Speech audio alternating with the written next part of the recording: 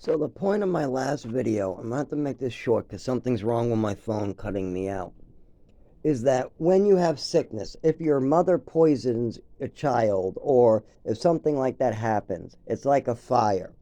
If a fire is not put out, it gets worse. Same thing with crippling your child and then leaving those disabilities to never be treated by a doctor, especially if they include seizures and head injuries. Now that my mother and father let my injuries continue to get worse and caused more injuries and allowed my mother to poison me more and give me more drugs after the original overdose, after my mother was allowed to lie to doctors and make up more stories, after they've done all this damage, the fire is out of control and gonna kill me. I'm gonna burn alive.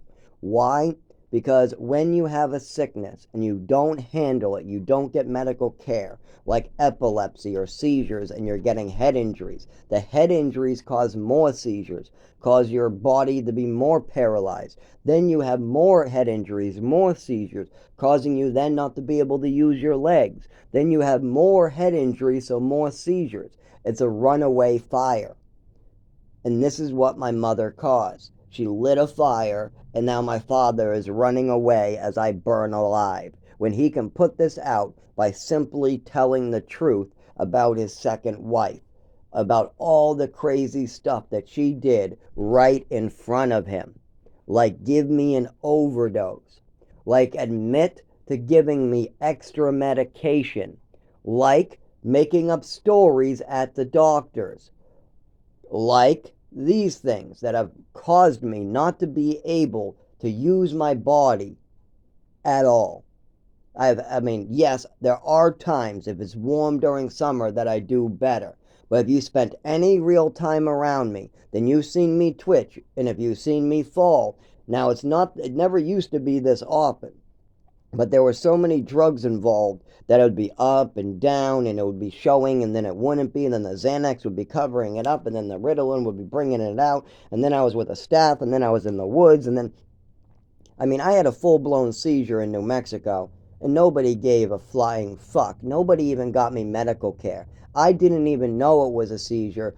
I thought I just froze to death. I had no clue. I just thought I just took a nap. I shook a very lot and then I took a nap. I had no clue what to call these things until a doctor and a bunch of witnesses, people, random strangers who cared about another human being's well-being. That's why I got the help I needed, because they were total strangers. If it was my mother and father, they would have covered it up. But see, I had a seizure on the sidewalk in public. I was unconscious, bloodied on the ground, and the people around me, including the EMTs who arrived, knew exactly what it was. I was unconscious until I woke up in the hospital, but they had lots of reports of what was going on. And then they also put my brain through a brain scan, and yes, it was a seizure. That's how I know, because they came up and told me.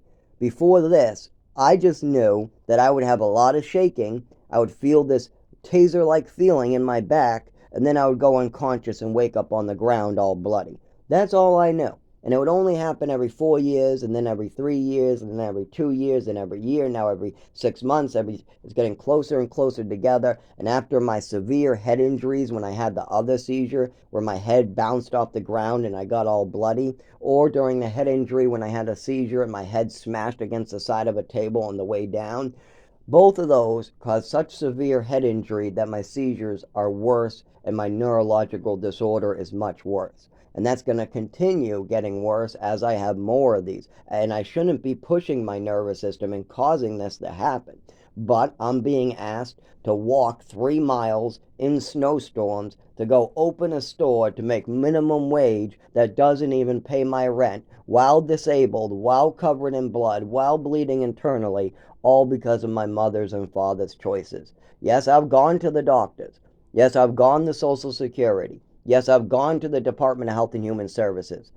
And we do get started, but the problem always runs into my father and his new wife calls them, says it's all a fantasy. I'm mentally ill. Don't listen to him. Don't listen to